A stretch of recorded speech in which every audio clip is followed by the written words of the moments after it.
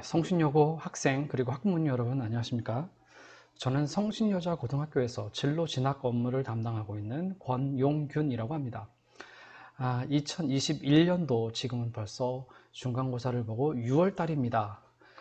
제가 준비한 우리 학부모님 대상 진로 진학 아카데미의 주제는 현재 1학년 그리고 2학년 학생들이 대입 전형을 보게 될 때 어떤 시험을 보고 어떻게 준비하는 게 좋을 것인지, 전형별 맞춤 전략을 어떻게 수립하면 되는지에 대한 주제로 준비를 하였고요.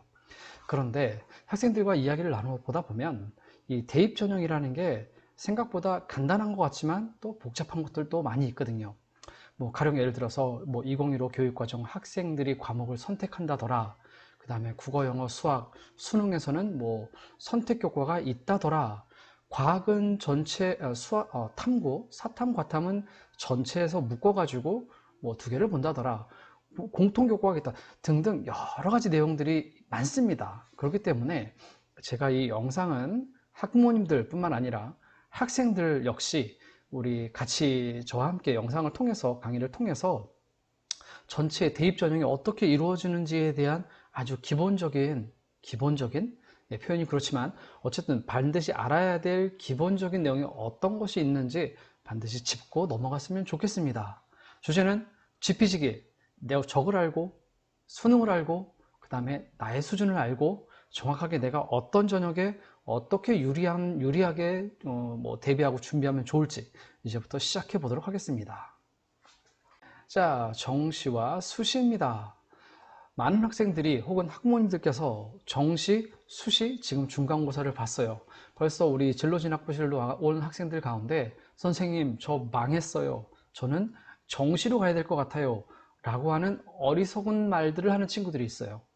지금 현재 입시에서 정시와 수시를 나누어서 시험 한번 보고 나는 정시다, 수시다, 혹 어머님들 가운데서도 자녀들이 중간고사를 망쳤다니까 괜찮아, 넌 정시로 갈 것이야 라고 하면은 안 된다라는 말씀입니다. 정시랑 수시는 분명히 나눠져 있지만 하나의 전형으로 같이 대비하고 준비하는 게 맞습니다. 자, 먼저 그럼 수능 교과를 한번 보겠습니다. 수능 교과는 아마 어머님들, 아버님들께서 수능을 보고 혹은 학력고사를 볼 때부터 이어지어 오던 과목들입니다. 국어 봅니다. 수학 보고요. 영어 보고요. 탐구가 많이 바뀌었어요. 탐구가 예전에는 문과였으면 사탐에서 2개, 이과였으면 과탐에서 2개였죠. 이제는 통합입니다. 사탐 하나, 과탐 하나가 아니라 사탐 혹은 과탐, 자기가 원하는 것을 선택할 수 있어요. 물론 상위권 대학교, 이따가 혹시 소개하게 될 서울대 연고대부터 쭉 해서 상위권 몇 개 대학교, 대부분의 서울에 있는 중상위권 대학교 이상의 자연계열의 공학계열 혹은 자연계열은 반드시 탐구를 과탐을 봐야만 정시에서 지원하겠어요. 정시. 수시는 아닙니다. 수시를 위해선 내가 수능을 뭘 보고 이거 상관이 없다라는 거죠. 그래서 탐구 어쨌든 있다라는 거고 한국사는 필수로 모두가 본다. 이 정도는 모두가 아실 거예요. 그런데 여기서 하나 달라지는 게 있죠. 국어는 공통교과라고 해가지고요. 독서, 문학 2개는 반드시 보는 거예요. 성신여고에서는 2학년 1학기 2학기에 문학과 독서를 배웁니다. 그 다음 언어와 매체라는 과목과 화법과 작문이 있고요. 얘 둘 중에 하나를 선택해서 보는 것입니다. 수학은 역시 2학년 때 배울 수원, 수투가 공통이고요. 또 2학년 때 선택하게 될 확률, 기하, 2학년에서 택1 혹은 택2 선택 안 해도 되겠죠. 이 2개에서 선택을 하고 3학년에서 미적분을 선택을 하고, 물론 자연계 얘기겠죠. 인문계열이라면 확률과 통계 혹은 인문계열 가운데 내가 미적분까지도 할 수 있겠다라고 한다면 미적분을 할 수도 있는 것입니다. 말리지 않죠. 그리고 영어는 절대평가 90점이 넘으면, 원점수 90점이 넘으면 무조건 1등급, 80점 넘으면 2등급 이렇게 되는 거. 영어. 탐구는 방금 말씀드렸던 그런 거였고요. 한국사는 필수로 본다라는 건데 기본적으로 한국사는 1등급부터 4등급까지만 받으면, 표현이 이상하네요. 4등급은 넘겨줘야 수시에서 혹은 정시에서 몇 등급 이내 혹은 수시에서 몇 등급 이내라고 할 때 어찌됐건 한국사는 못해도 1, 2, 3, 4등급 이내에 들면 크게 불이익을 받을 일이 없다라는 걸 아시면 될 것 같아요. 자, 다음은 이제 서류라는 이름으로 여러분들 가운데 수시나 정시 대입 전형 요강을 읽다 보면 서류라고 하는 말이 나와요. 서류는 어떻게 보면 지금 고등학교 3학년 이전까지 쓰이던 자기소개서가 포함된 생활기록부를 서류라고 했었는데 대학교마다 애매하게 쓰기 때문에 일반적인 서류는 화면에 보듯이 이제 교과, 비교과, 생활기록부를 통칭해서 서류라고도 하고 혹은 생기부라고도 부른다라고 이해하시면 틀림없을 거예요. 그럼 이 서류라고 했을 때 제일 먼저 우리가 알아야 되는 건 학생부 교과 전형. 교과 전형은 뭐냐면 생활기록부가 1번부터 9번까지 항목들이 쫙 있습니다. 이 아이가 중학교를 졸업을 했고 고등학교 언제 입학을 해가지고 주소가 어디고 부모님이 써있든가 뭐 이렇게 학적 사항이 있고요. 그 다음에 이 아이에게 이게 동아리는 뭐 했고 학교에서 어떤 활동을 했고 성적이 뭐고 여러 가지 선생님들은 쫑알쫑알이라고 부르는 그런 여러 가지 글들이 이렇게 있습니다. 그런 글들을 제외한 내신 성적, 얘를 교과라고 불러요. 그랬을 때 학생부 교과 전형이란 내신 성적에다가 플러스 뭐가 들어갈까요? 교과는 플러스 대부분의 학교가 수능을 본답니다. 교과 전형은 그러므로 교과 전형 나는 수능을 망칠 것 같아 해가지고 나는 수능을 못 보니까 교과만 봐야지 했다가는 플러스 수능 최저라고 부르는 게 있거든요. 낭패를 볼 수가 있습니다. 물론 수능이 없이 교과 100인 전형도 분명히 있어요. 하지만 교과 100인 전형은 수능이 들어가지 않는 전형에 비해서 당연히 커트라인이 훨씬 높겠죠. 네, 그런 장단점이 있으니까 어찌됐건 수능을 준비해야 된다라는 말씀을 드립니다. 그럼 학생부 종합전형은 뭐냐면 방금 말씀드렸던 교과, 내신 성적과 비교과, 생활기록부에 내신 성적을 제외한 나머지 몽땅 다 포함이 되고 그 다음 뭘까요? 그쵸?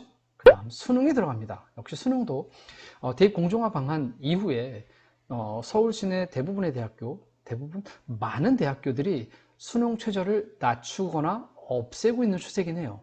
하지만 분명히 상위권의 대학교들은 수능 최저를 분명히 걸어두거든요. 그래서 어찌됐건 내가 대학을 목표로 하는 대학이 적어도 뭐 서울권의 이런 뭐 그런 대학교에서 학생부 종합전형을 준비한다라고 한다면 어쨌든 수능 최저도 준비해야 된다라는 것입니다. 제가 이야기 말씀을 드리는 동안 아래 있는 내용을 보면서 이런 것들이 들어가겠구나 차차 또 말씀을 드리겠습니다. 그래서 결국은 방금 말씀드렸던 정시와 수시, 마치 학교 시험 한번 망치게 되면 난 정시 볼 거야 이런 애들이 있는데 지금 오늘 같은 경우 고등학교 3학년에서 모의고사를 보고 있답니다. 6월 모의고사 중요한 시험이죠. 모의고사를 보고 나서 1, 2학년 아이들도 모의고사 보고 나서 확 망하고 나면은 나는 다시 수시야 이런 얘기들을 하거든요. 절대 아니라 방금 말씀드렸던 정시와 수시는 함께 묶어서 반드시 생각을 해야 된다라는 말씀을 드리고 반드시 기억하기 바랍니다. 내신 성적 산출, 전형별 내신 성적 산출. 잘 보십시오. 자, 이 얘기는 어느 정도 진학을 알고 있다라고 하는 부모님들, 학생들조차도 살짝 헷갈릴 때가 있어요. 자, 화면에 보이십니까? 1학년 1학기 때 성적입니다. 국어, 영어, 수학, 사회, 과학, 예체능, 교양. 내가 과목 이름은 따로 사회, 과학, 예체능은 따로 쓰지는 않을게요. 이렇게 있었을 때 점수, 이거는 생활기록부에 찍히는 점수, 내신 점수. 아까 교과라 그랬죠? 교과 점수 찍히는 게 이렇게 찍히는 겁니다. 자, 그럼 보시면 아시겠지만 점수가 있고 성취도가 있고 등급이 있고 과목별로 이렇게 찍혀요. 근데 이게 지금 무슨 얘기냐면 자, 점수 구성입니다. 점수는 화면에 보는 바와 같습니다. 점수는 과목을 가령 국어, 영어, 과학, 탐구 실험이라고 하는 탐구 실험이라는 교과가 있다고 하겠어요. 그 다음에 체육, 예체능 교과죠. 있을 때 요게 실제로 생활기록부에 기록되는 점수예요. 수학, 자, 보이시나요? 수학이 93점 받았네요. 수학 93점. 이 아이의, 안 보이기 때문에 색깔 한번 바꿔볼게요. 이 아이의 93점을 받았는데 과목 평균이 63이래요. 자, 이 얘기는 좀 이렇게 관심 있으신 분들은 기억해 두면 좋습니다. 과목 평균 63인데 얘가 우리 아이가 93을 받았대. 라고 하면 굉장히 잘 본 거죠. 어려운 과목인데. 표준편차. 자, 요것도 좀 이해할 필요가 있어요. 표준편차가 25래요. 표준편차는 아주 쉽게 얘기해서 평균을 중심으로 쭉 퍼져 있는 정도예요. 표준편차가 10보다 10 정도 되면서 글쎄요, 10보다 작을 리는 사실 없거든요. 일반계 학교에서는 10 정도에서 가까이 10과 15 사이, 그러니까 15보다 적다. 표준편차가 15보다 적고 여기 지금 영어 보면 알겠지만 10 정도 된다라고 한다면 점수가 굉장히 촘촘촘촘하다, 몰려있다라고 이해하시면 되고요. 15를 벗어나서 20, 25가 된다면 점수가 퍼져 있구나 라고 이해하시면 돼요. 아시겠나요? 그러면 대학교에서는요, 지금 블라인드 평가 방식이라 그래가지고요, 학교가 어느 학교인지 모르는 상태에서 평가를 합니다. 수시에서요. 그런데 이것만 딱 보게 된다면 이거는 일반계 학교구나가 아는 거예요. 이해가 되나요? 그 학교 블라인드라고는 하지만 어쨌든 이 학교가 과고인지 외고인지 일반고인지 혹은 공립인지 사립인지조차도 어느 정도 딱 보게 되면은 들여다보면 바로 알 수 있거든요. 이 성적표만 보면. 자, 볼게요. 그랬을 때 수학이 25란 얘기는 일반적인 우리 학교 수준에서 굉장히 잘하는 아이도 있지만 상위권의 아이들이 좀 있고 중간이 포진하고 하위권이 있습니다. 그래서 표준편차가 25까지 벌어진 거였고, 그 중에서 성취도가 A, 그 다음에 등급은 1등급 4% 이내 들었다는 얘기죠. 그 다음 영어는 와우, 평균이 83 굉장히 높죠. 그리고 원점수가 93이에요.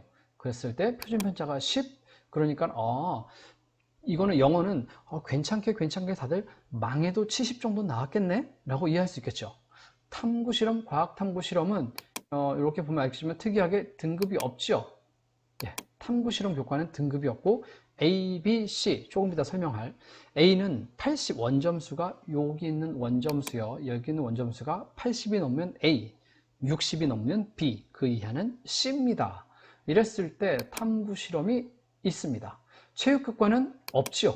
체육은 점수가 등급이 과목 평균이 없고 단지 성취도, 방금 말씀드린 요 예술체육교과, 그 다음에 조금 이따가 다시 한번 자세히 설명할 진로선택교과는 80을 넘으면 A, 60을 넘으면 B, 그 밑으로는 C, 이렇게 평가를 하게 되는 거예요. 이렇게 돼가지고 얘네까지 알게 되고, 그 다음 성취도 방금 말씀드렸던 80이 넘으면 A, 체육예술교과 혹은 진로선택교과는 이렇게 성취도가 A, B, C 방금 말씀드렸던 이렇게 되는데, 그 외에 공통, 그 다음에 일반 선택교과는 성취도가 90이 넘으면 A, 80이 넘으면 B, 아이고 조금 가려졌지만 뭐 보이시겠죠?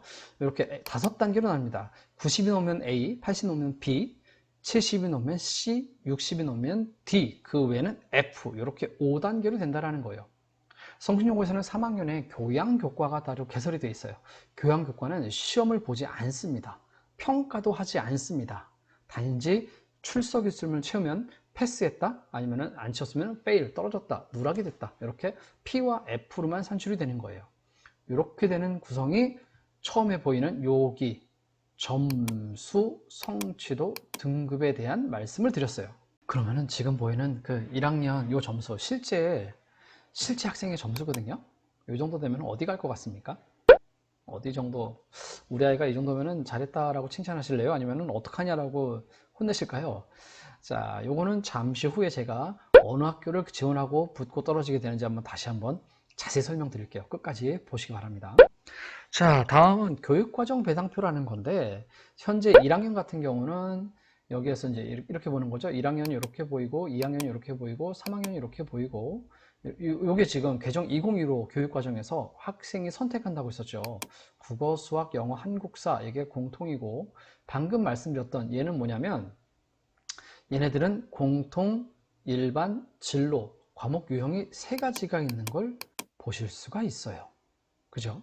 그 다음에 얘는 지금 학교 지정으로 1학년 표시고요. 맨 아래 요 다음 칸 가면 2학년, 3학년이 있는데 지금은 교육과정 얘기가 아니기 때문에 그거는 혹시나 교육과정 관련된 영상을 찍게 되면 그때 다시 한번 말씀을 드리기로 하고, 자, 지금 얘네들은 뭐냐면 아까 말씀드렸던 일반교과, 공통교과는 등급과 성취도가 찍힌다는 거, 그 다음 과학탐구실험 아까 보셨었죠?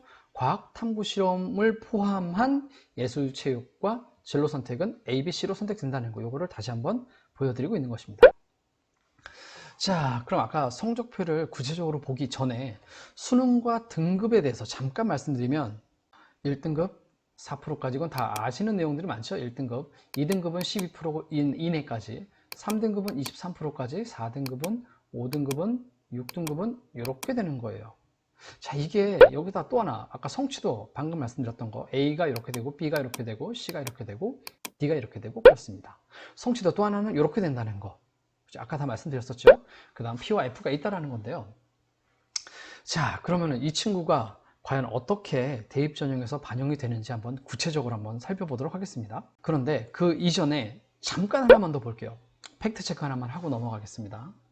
자, 지금 우리 학교 성신여고에서요, 등급 200명 기준으로 한번 해봤습니다. 200명 기준으로 우리 학교에서 반에서 22등 22명이죠. 1등급은 4%까지라 그랬고요. 전교에서는 8등까지요. 200명 기준일 때. 이해하시죠? 무슨 말씀인지. 그 다음에 반에서는 1등급은 한 명만 나옵니다. 자, 그 얘기가 뭐냐면 국어, 영어, 수학 있죠? 국어에서 1등급은 우리 반에 한 명인 거예요. 1등급은. 그 다음에 우리 반에 국어에서 2등급은 우리 반에 한 명이나 두 명, 그러니까 우리 반에서 2등 혹은 3등 혹은 4등까지가 2등급인 거예요. 그러니까는 각 과목별로 이렇게 받을 아이가 많지 않죠. 생각보다. 그러니까 한 반에서 2등급 안에 들었다는 얘기는 내가 만약에 평균이 쭉 했을 때 1학년 1학기 때 나의 등급 평균이 2.5다. 2.5가 나왔다 라고 한다면 국어, 영어, 수학, 사회, 과학 등등이 모두 다 반에서 2등, 3등 안에 들었다는 얘기겠죠. 네, 그렇게 이해하시면 어렵지 않겠죠. 그리고 동시에 굉장히 어렵죠. 등급을 잘 만든다는 게 2등급 이내로 유지한다는 게 쉽지 않다라는 걸 아실 거예요. 전교 등수는 이렇게 보시면 지금 말씀드리는 동안 이렇게 아마 보셨을 거예요. 이렇게 된다는 거. 몇 등 이내, 몇 등 이내. 이게 과목별로 이렇게 등급이 매겨지고 단위수, 일주일에 몇 시간 들었지? 단위수가 곱해져 가지고 나눠지는 게 평균 등급이 되는 거예요. 지금은 그렇다라는 것만 말씀드리고 자세하게 평균 등급 매기는 거는 지금은 얘기를 안 하겠습니다. 자, 다시 이제 본격적으로 1학년 1학기 때 이렇게 점수를 받았어요. 그런데 1학년 2학기가 됐는데 보이나요? 성적이 좀 떨어졌죠. 전체적으로 조금 떨어졌어요. 어떡하죠? 자, 그런데 2학년 1학기가 됐는데 이렇게 나왔다고 합시다. 2, 3, 4, 2, 3, 3 살짝 오르려고 이런 느낌이 좀 들죠? 2학기가 됐어요. 와우. 1, 2, 1, 1, 1, 1, 2 이렇게까지 됐네요. 엄청 많이 올랐죠? 잘 보면 알겠지만 국어가 2등급이었던 아이가 3등급이 되었다가 2등급이 되고 1등급까지 올라왔어요. 그죠? 영어는 꾸준히 3에다가 한번 올랐네요. 영어도 올랐어요. 그런데 수학을 보니까 수학에 잠깐 중간에 흔들렸지만 자기 자리를 잡은 걸까요? 1등까지 올라왔죠. 그 다음에 생물화학이 자연계인 친구가 보네요. 올랐고 정보라는 교과 2등급 받았다고 합시다. 마지막 3학년 1학기 때 생물2, 화학2, 2 과목들은 진로 선택 교과이기 때문에 등급이 매겨지지 않습니다. 이렇게 성취도와 등급이 매겨졌어요. 3학년 때 보니까는 등급이 나오는 게 3과목밖에 없었네요. 그나마 교과 전형일 때는 이따가 소개하게 돼 일본은 빠지니까는 화작과 미적 이 두 개만 보게 되겠네요. 내신 성적 산출이. 그러니까 요렇게 점수를 받았다. 자, 이 친구는 어디 정도 갈 것 같습니까? 어느 정도 갈 것 같습니까? 자, 대충만 말씀드리면 아주 크게, 뭐 러프하게 표현한다고 하죠. 크게 말씀드리면 1학년 1학기 때 성적 요 정도 점수가 3년 내내 유지가 된다. 그 잘했네요. 이게 평균이 몇이나 될까요? 이따 나오겠지만 요 정도가 3년 내내 유지가 된다면은 글쎄요, 한 동국대 정도 라인의 위아래 그 정도 수준에서 쓰게 되지 않을까 싶어요. 그런데 3, 4, 3, 4, 3, 4, 이 정도가 계속 3년 내내 유지가 된다라고 한다면, 글쎄요, 동국대가 이 정도였으니까는, 글쎄요, 서울 안에 있는 여대 정도, 서울, 동덕, 덕성 여대 정도의 정도 쓰게 되면, 붙을 확률이 반이 좀 안 될 것 같은데요. 자, 그 다음, 자, 여기 2학년 1학기 정도, 이 정도 되면은 어떻게 될까요? 얘는 여기랑 비슷하네요. 그죠? 그런데 문제는 뭐냐면 여기가 오르고 있죠. 그러니까는 딱 이 영상을 시청하시는 학부모님들께서 보시기에도 이거는 종합전형이 유리할까요? 교과전형이 유리할까요? 그쵸. 종합전형이 훨씬 유리한 아이죠. 훨씬 유리한 아이인 거예요. 자, 그랬을 때 학생부 종합전형에서 내신 성적을 평가하는 방법에 대해서 말씀을 드릴게요. 그거를 다른 말로 정성평가라고 합니다. 정성을 다해서 평가하는 거예요. 그래서 정성평가라고 이해하시면 쉽습니다. 자, 시작합니다. 1학년 1학기 때 이렇게 나오고 이렇게 나왔고 이렇게 나왔고 이렇게 나왔고 세 화면에서 한번 시작을 해볼게요. 지금 정성평가라 그랬죠. 전체의 평균을 매기는 게 아니라 어떻게 하나 정성을 다해서 보려고 해요. 그럼 1차적으로 보는 게 뭐냐면 이렇게 보이는 거예요. 자, 화면 아래 보이시나요? 화면 아래 2.28. 아하, 얘네들의 평균이 2.28이 나오고 얘네 평균 3.2, 2.8, 1.3, 1.3까지 갔네요. 그 다음에 점수 분석한 표가 나와요. 자, 지금 왼쪽에 오른쪽이죠. 오른쪽에 보이는 여기에 있는 내용들은 지금 앞에 보이는 큰 화면의 내용을 일로 옮긴 거예요. 옮기고 맨 끝에 보면은 평균이 나오죠. 평균 1.8, 각 과목별 평균이 나와 있죠. 보이시죠? 그 다음에, 자, 안 보이니까 색깔을 조금 바꿀게요. 그 다음에 요거를, 죄송합니다. 자, 이렇게 평균이 이렇게 나오는 걸 볼 수가 있고, 지금 과목별로죠. 이렇게 가로로, 과목별로고, 세로로 됐을 때, 이렇게 했을 때 전 과목의 평균, 그 다음에 국영수, 사적, 과학을 빼고, 얘를 빼고 나머지의 평균, 국영수, 과는 과학의 평균, 이렇게 돼가지고 굉장히 자세한 평균들이 나와 있죠. 여기에다가 평가가 이렇게 이루어진다고요. 이 점수가 1학년 1학기부터 어떻게 흘러가고 있는가를 보는 거예요, 일단. 그 다음에 쭉 봤을 때 과목별로는 어떻게 1학년 1학기 때부터 과목별로 어떻게 흘러가고 있는지만 보면 좋겠는데, 이렇게도 봐요. 세로로도 1학년 1학기 때 쭉 평균이 어떻게 되는지조차 보는 거예요. 그러니까 전체 평균 마지막에 나와 있는 2.1 있죠, 2.2, 얘는 크게 작용하지 않습니다. 종합전형에선. 아, 얘가 대충 2.2 정도이구나 인 거지 2.2이므로 붙는다 떨어진다가 아니에요.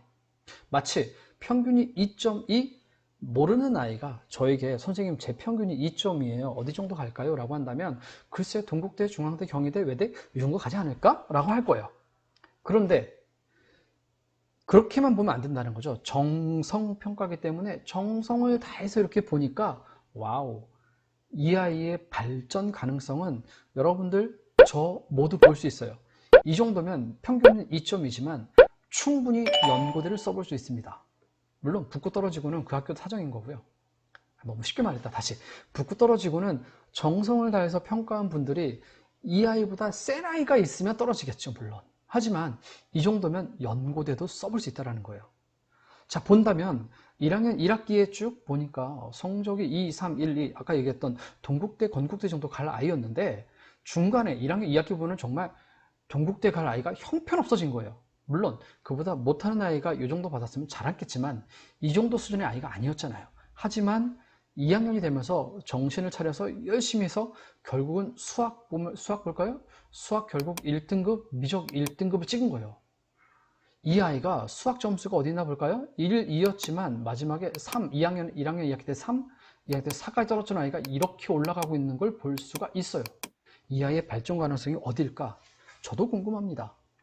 그러므로 이 정도의 평가를 가지고 종합전형을 쓰게 되면 성적표상에서 물론 이따가 얘기할 과세특, 과목별 세부능력 특기사항을 함께 보겠지만 이 정도 상에서는 충분히 점수는 연고대도 걸어볼 수 있다. 그래서 방금 얘기했던 그런 과목별 세부능력 특기사항은 잠시 후에 그 과세특을 어떻게 쓰면 되는지, 어떻게 준비하면 되는지는 잠시 후 접어두고 다른 전형, 등급이 있고 있었죠? 그럼 이 등급만 가지고서는 어떤 일이 벌어지냐면 그게 바로 학생부 교과 전형에서 내신 성적을 평가하는 방법, 얘를 정량평가, 그 받은 양을 그대로 측정한 데서 정량평가라고 부릅니다.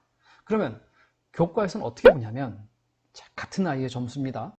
학교장 추천 전형이라고 하는 전형이 엄청 늘어났어요. 교정보다 거의 3배 이상 늘었거든요. 학교장 추천 전형은 일종의 교과 전형이라고 부릅니다.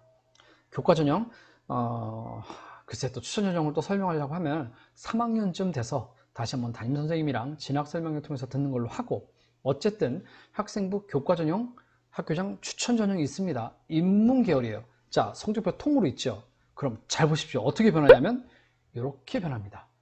회색은 날아가고요. 서울에 있는 대학교, 일반적인 서울권 대학교라고 부를게요.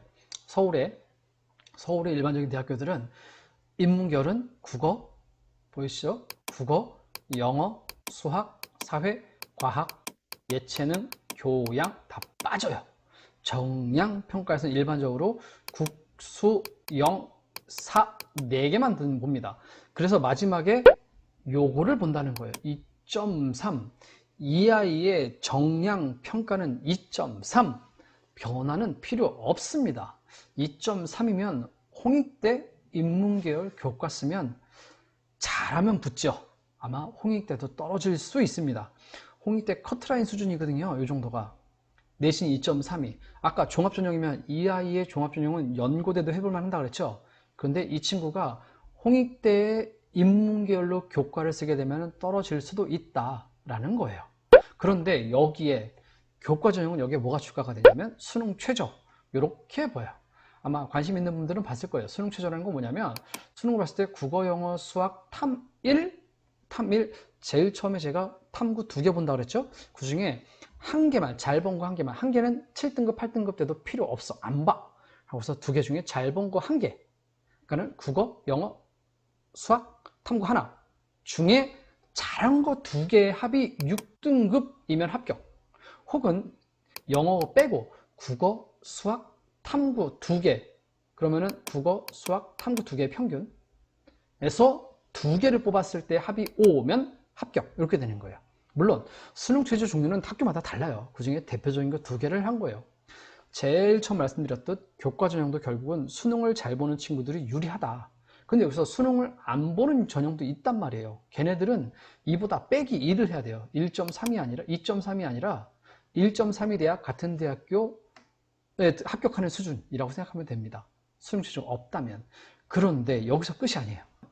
진로 선택이 있었단 말이에요. 진로 선택에서 여기 보이시나요? 빨간색으로 한 사회군이 들어갔어요.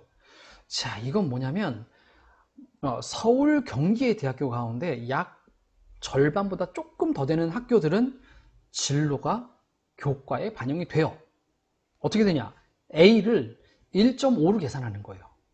혹은 A를 2로 계산하는 거예요. 그 기준은 학교마다 달라요. 이해가 되죠?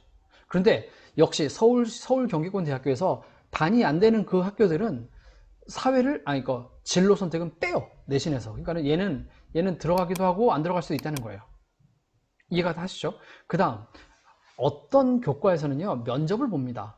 교과 플러스 면접. 교과에서 3배수 이제 전체 20명을 뽑는다라고 한다면 60명을 교과 합격한 다음에 면접을 봐요. 혹은 60명을 한 다음에 그들 중에 출결을 봅니다. 흥미로운 것 중에 하나는 지금 코로나 때문에 작년이랑 올해 출석이 더 좋을 것 같은데 상대적으로 출석 조금 안 좋은 친구들이 있거든요. 그런데 대학교에서는요 보다 빡빡하게 출결을 봐요. 코로나 때 학교에서 조금 더 아이들이 집에서 이게 출석하기 쉬운 환경이기 때문에 결석자가 없을 것이야, 줄어들 것이야 해가지고 출결을 더 깐깐하게 봅니다. 하지만 질병 결석, 그 다음에 질병 지각 이런 것들은요 뭐 웬만큼 있지 않고서는 감점이 되지 않아요. 중요한 거는 무단 결석, 무단이 만약에 무단 1회까지도 괜찮은 학교가 많아요. 2회, 3회, 4회가 되면은 그때는 이제 감점이 되는 거예요. 종합전형에서는 당연히 치명적일 거고요. 이해가 되죠? 그리고 면접을 본다는 거, 면접 보는 학교가 있다. 출결을 보는 학교가 있다. 그 다음에 1학년에 30%, 2학년에 30%, 3학년에 40% 이렇게 되는 데도 있고요. 1학년, 2학년, 3학년을 똑같이 33.3 되는 데도 있고요. 1학년은 10, 2학년은 40, 3학년 뭐 40 이렇게 있고요. 다 달라요. 학교마다 달라요. 그러니까 우리 아이가 아니면 본인이 나는 수능이 절대 아닌데 내신이 그나마 수능보다 좋아 라고 한다면 학생부 교과를 노릴 수 있겠죠. 교과를 노리되 나 1학년에 망했어 라고 한다면 2학년 비중 높은 대학교를 찾아가면 되는 거예요. 어떤 가능성도 열려있다라는 말씀을 드리는 거예요. 그래서 정성평가, 약간의 정성평가가 포함된다라는 말씀을 드린 거예요. 면접 혹은 출결, 봉사. 봉사는 우리 학교 같은 경우는 뭐 출결을 잘하고 있다면 크게 뭐 손해볼 건 없을 겁니다. 그런데 교과 전형에서 이렇게도 뽑아요. 자, 경기도 일부 학교, 충청권에 있는 대학교들은요, 보이나요? 회색 다 날려버리고 요거만 남은 거예요. 1.7만 남았죠? 같은 아이예요. 뭐냐면 본인이 잘한 거 10과목을 선택한 거예요. 좋죠? 그러니까 2등급 맞고 나머지 다 지워버리고 1, 2등급만 남겨보니까 보이시나요? 평균이 1.7이에요. 엄청나죠? 1.7이면 못 갈 데가 없겠죠? 10개만 남긴다. 이런 데도 있고요. 어떤 데는 국어에서 1개, 영어에서 1개, 수학에서 1개, 과학에서 1개 이렇게 한 개 한 개 뽑기도 하고요. 국어, 영어, 수학, 사회 그 군에서 내가 잘한 2과목 국어 군 1, 2, 3학년의 국어 전부다. 그 다음에 1, 2, 3학년의 영어 전부다. 수학은 안 보고 사회 안 보고. 그러니까 내가 잘한 과목 군 몇 개만 이런 식으로 조합을 다 다르게 해요. 이해가 되나요? 그렇다면 교과를 준비하는 친구들에게 가장 최악의 상황은 뭐냐면 4444 혹은 3434 3434 교과 갈 데가 없어지는 거예요. 그죠? 평균이 3.5예요. 3, 4, 3, 4, 3, 4. 평균 3.5, 10개를 뽑아도 3.5, 한 과목분을 뽑아도 3.5가 된단 말이에요. 이거는 최악이죠. 그러므로 학생들, 뭐 학생이 듣고 있다면 잘 들으세요. 1학년 1학기 때 내가 교과도 생각을 하고 있다면 잘 본 과목이 있으면 그 과목은 계속 잘 볼 수 있도록 유지하는 것도 전략이라는 거예요. 서울만 고집하지 않고 경기권을 갈 수 있다라고 하는 생각을 한다면 전과목, 그러니까 어떤 아이들이 이런 거 있어요. 시험 볼 때 하루에 2개 보잖아요. 하나는 버려요. 보통 많은 아이들이 또 화요일에 2개 보면 또 하나는 버려요. 무슨 뭐 분리수거 하는 것도 아니고 막 버려요. 막 버리고 그게 전략적으로 괜찮다라는 거예요. 그게 같이 가다가 3, 4보다 1개 버리고 1, 7 훨씬 좋은 거예요. 훨씬 좋은 거예요. 이해를 하시겠죠? 버리라는 게 아니라 보면 아시겠지만은 서울, 경기, 그러니까는 이게 과목 수가 줄어들수록 학교 레벨을 조금 떨어진다라는 건 이해하실 수 있겠죠? 이렇게 교과가 된다라는 거예요. 그래서 여기에다가 수능 최저가 들어가고 약간의 정성 평가가 포함되는 거예요. 자연계도 마찬가지입니다. 자연계 교과 전형 볼까요? 이렇게 되고 있는데 역시 쭉쭉 해고 나서 보니까는 사회 버리고요. 예체능 교양 버리고 국어, 영어, 수학 3구만 과학 탐만 남습니다. 생물 2, 과학 2, A죠. 말씀드렸던 서울 경기의 반 이상의 대학교들은 A를 평가를 한다. B는 3.5 정도 평가를 한다. C도 평가를 한다. 그러므로 교과 전형을 생각하고 있다면 일단 A를 바꿔놔야 돼요. 일단 90을 받아놔야 되는 거예요. 80이죠. 미안합니다.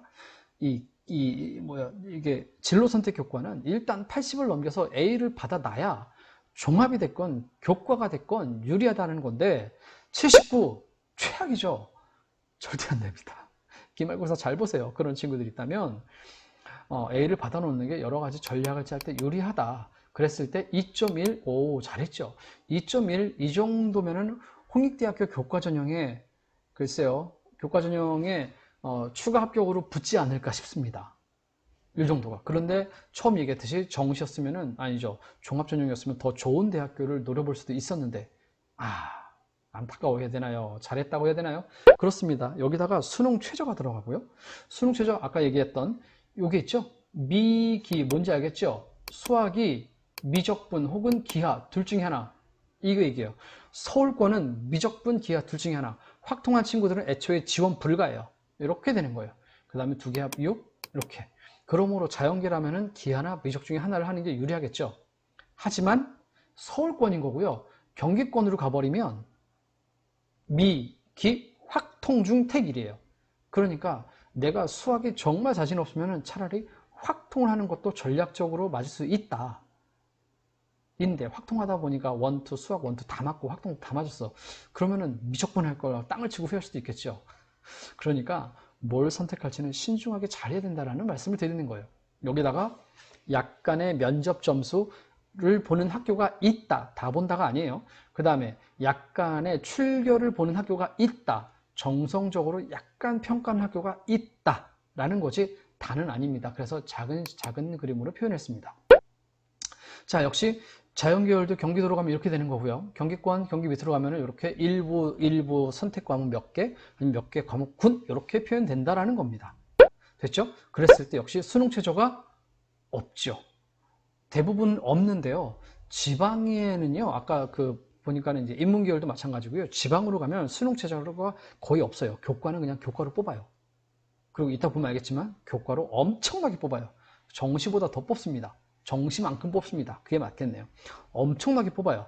단 지방에 있는 교과 전형이라도요, 자연계열에서 의대 혹은 보건, 간호계열은 대부분 수능 최저가 있어요. 대부분. 그러므로 내신도 좋고 수능을 봐야 된다는 거죠. 자, 그러면 논술은 어떻게 할까요? 논술이요. 우리 학교는 논술 상대적으로 이 지역, 강북 지역에서 과연 우리 학교만큼 논술 많이 가는 학교가 있을까요? 라고 저는 자부합니다. 논술 참 많이 가는 학교입니다. 4등급, 5등급까지도 뭐 심심치 않게 의대, 중앙대 막 쑥쑥 들어가주고 있어요. 뭐 그거에 대한 분석은 이 다음에 혹시 영상을 찍게 되면 하는 걸로 하고, 논술은 과연 내신 성적을 어떻게 반영하느냐. 자, 보이시나요? 논술 인문계열 내신 반영은 내신은 보통 30%에서 40%가 들어가고, 그 얘기는 논술이 70에서 60 정도 들어가는 거예요. 이해가 됐죠? 그랬을 때 인문계열은 아까 봤었던 이 그림 이거 기억나나요? 국어, 영어, 수학, 사회의 평균 2.3이죠. 그 다음에 이게 군도 물론 포함되는 데가 있고 없고, 이것도 한 50% 정도 된다 그랬죠? 50%보다 조금 더 많게 논술 이게 군도 포함이 된다. 군이라는 거는 아까 진로 선택을 얘기하는 거였고요. 근데 일부 학교에서요, 연대랑 건대 같은 경우는 논술 100이에요. 내신 9등급? 내신 뭐 전교 꼴등? 안 봐요. 학교 출석일수 완전 꽝이야. 안 봐요. 단지 논술만 잘 보면 되는 거예요. 논술만 100% 전형도 있습니다. 그런데 그래서 경쟁률이 셀 것 같죠? 그렇지도 않아요. 왜냐하면 연대, 건대 지금 보시는 분들도요, 연세대학교 입학처, 뭐 네이버에 연세대학교 입학처 치면 나와요. 거기에 전년도 기출문제 나와요. 다운받을 수 있어요. 한번 보세요. 해석할 수 있는가? 문제 어렵더라고요. 어렵던데 저는 이제 만만치 않습니다. 논술 문제. 그래서 그 문제를 해석조차 못할 바에는 제발 6장 카드 중에 한 개 날리지 말고 이렇게 100인 전형도 있다라는 말씀을 드리는 겁니다. 자연계열은 역시 국어, 영어, 수학, 과학 나머지는 다 버려져요. 자, 이렇게 반영이 됩니다. 그러면 논술은 언제부터 준비하죠? 이거는 정말 태고 쪽부터 여기 제가 있는 진로 상담하는 친구들, 학부모님들도 많이 문의하고 그러는데, 이거는 선생님들마다 달라요. 내가 고3 담임을 할 때도, 제가 고3 담임을 할 때도 논술은 2학년 겨울방학부터 해도 충분하다. 혹은 3학년부터 해도 돼. 혹은 3학년 여름방학 괜찮아. 라고 저는 이야기를 해요. 물론 일찍 했으면 좋겠죠. 일찍 했으면 좋겠죠. 과연 그럴까요? 아닙니다. 아닙니다. 적어도 성신여고에 다니는 여러분은 논술은 그냥 학교 시험 차근차근 철저히 준비하세요. 논술 시험 문제 아까 말했던 무슨 뭐 연세대급 이상급이 대학교가 아니다라고 한다면 성신여고의 내신 시험 문제와 크게 다르지 않아요. 우리 학교 시험은 이게 논술을 목표로 한 건 아닌데, 우리 학교 시험에서 이제 나름 우리도 킬러 문제라는 거 있잖아요. 내신에서 준비하는 그 정도 난이도의 문제를 풀 수 있다면 논술 충분히 대비할 수 있습니다. 그래서 각 대학교별로 그 대학교가 추구하는 논술 문제는 그 대학교 기출문제를 다운받아서 풀면 되거든요. 어느 정도 수준인지. 지금 당장 멈추고 다운받아도 좋아요. 다운받아서요, 해당 대학교 입학처 해가지고 기출문제 찾아가지고요, 보세요. 이건 오픈된 자료거든요. 보고서 이 학교 논술 수준이 이렇구나 라는 것만 알고 2학년을 마친 겨울방학부터 준비해도 돼요. 그것도 아니고요, 3학년 1학기 때부터 해도 돼요. 그것도 아니고요, 3학년 1학기 여름방학부터 해도 됩니다. 논술을 보는 건 아까 말씀드렸던, 보이시나요? 여기 30%에서 40%의 내신이 반영이 된단 말이에요. 그렇기 때문에 내신을 잘 받아두고 3학년 그 후에 논술을 준비해도 늦지 않습니다. 라는 건 내 생각입니다. 제 생각입니다.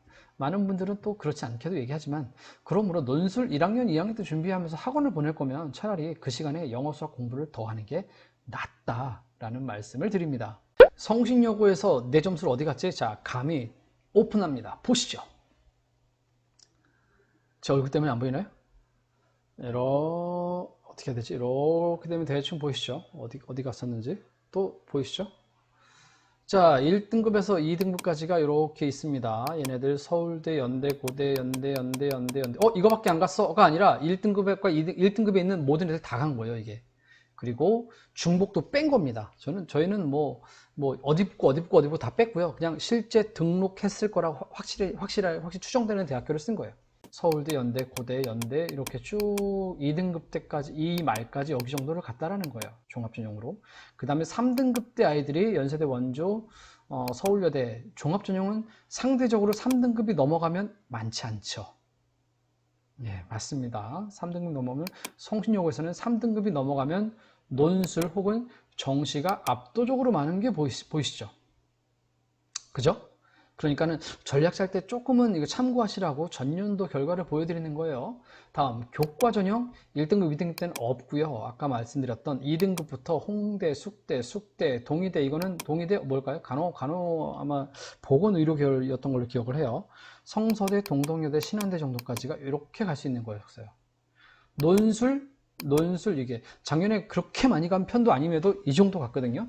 이거 비율로 치면 제가 글쎄 다른 학교에 이런 비율 뭐 통계를 내는 데가 없어가지고 그러는데 제 생각엔 감히 서울 시내 일반고에서 정말 탑3 안에 들지 않을까 싶습니다. 논술로 2.5등급 대 아이들이, 그 다음에 3등급 대 동국대, 2대 숙대, 2대 성신, 외대, 용인에 있습니다. 성신여대, 서울여대까지 이렇게 갔어요.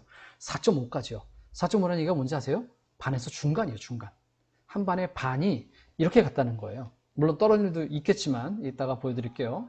그 다음에 정시가 이 정도예요. 정시가 한양대, 경희대, 덕성여대 정도 되고, 한양대 간 친구는 애초에 한양대를 목표로 정시를 한 거였죠. 그러니까는 내신 수시와 정시에서 나는 그냥 정시화 해가지고 정시를 판 친구들이죠. 한양대, 경희대 정도 되면 내신이 이렇게 안 좋은데 한양대 갔단 말이야? 가 아니라 1학년 때부터 준비를 했다. 그 말씀을 드리는 거예요. 그 다음 이 친구들 2대, 숙대, 성신여대, 덕성여대, 서울여대 보면 아시겠지만 대부분 서울에 있는 대학교인 거 아시겠어요? 얼굴이 커서 죄송합니다.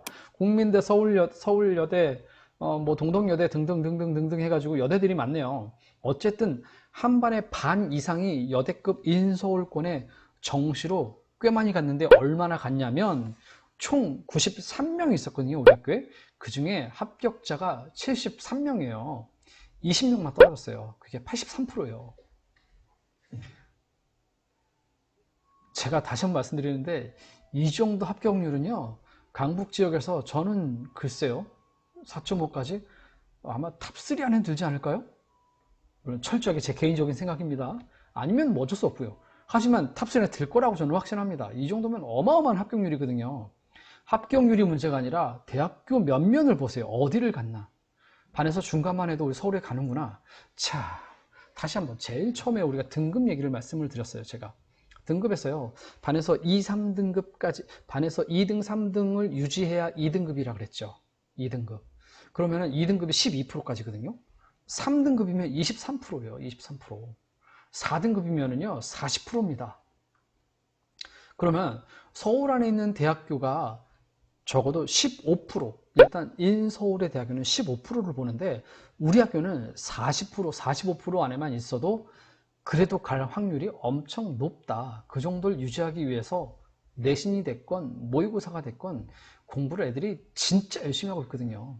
열심히 시키고도 있고요. 우리 학교의 진학률이었습니다. 자, 그러면 전형, 유형별로 모집 인원이 어떻게 되는지 한번 알려드릴게요. 보여드릴게요.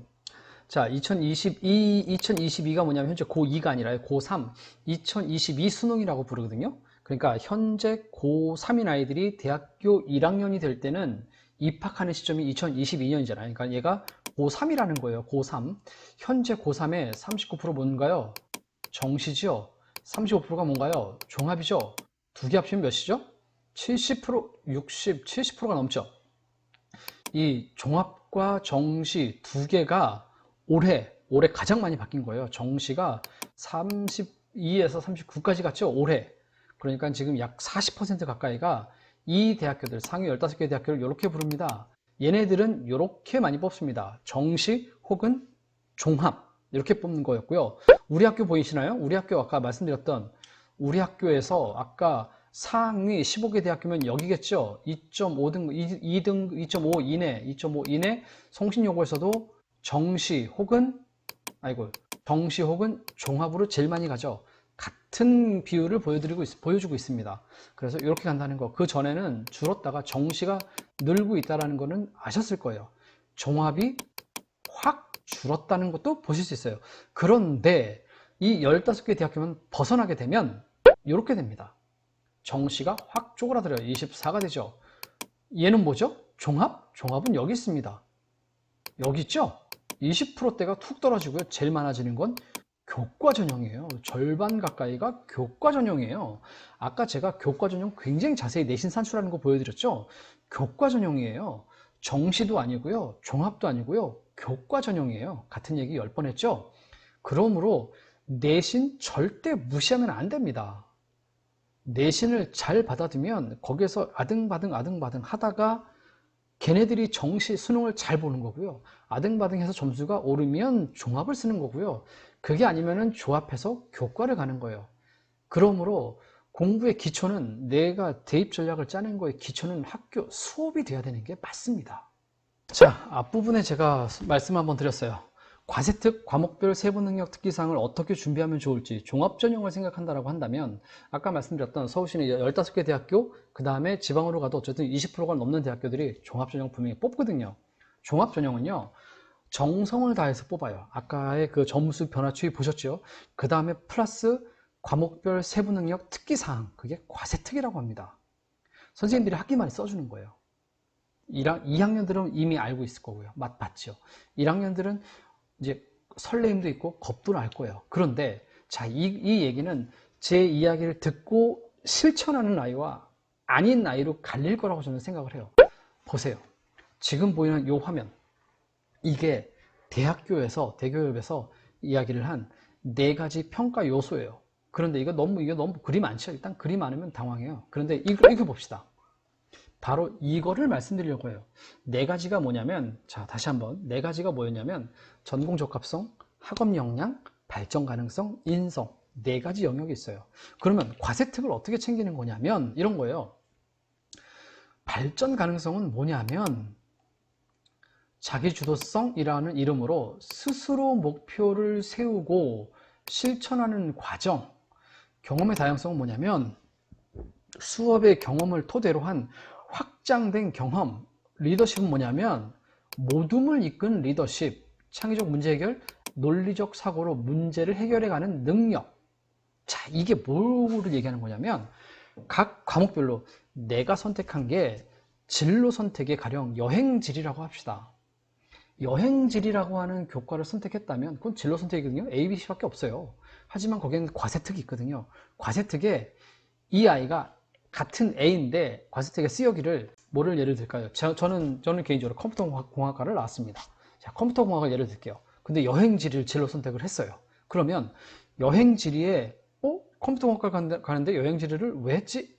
했지만 여행지리라고 하는 과세특을 읽어보니 이 아이는 컴퓨터에 관심 있는 학생으로 이 과목을 통해서 각 지역의 다양성을 알고 어느 지역을 선택하여 그곳에서 IT를 분야를 확장하고자 노력을 함이라고 했다면 목표를 세우고 실천하는 과정이 거기에 들어가는 거죠.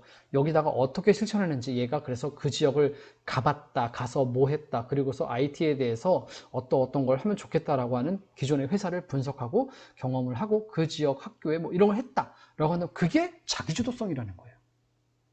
말도 안 되는 예시 같나요? 절대 그렇지 않습니다. 진로 선택을 뭘 선택하는가도 물론 중요하지만 진짜 중요한 건 거기서 뭐 했는가거든요.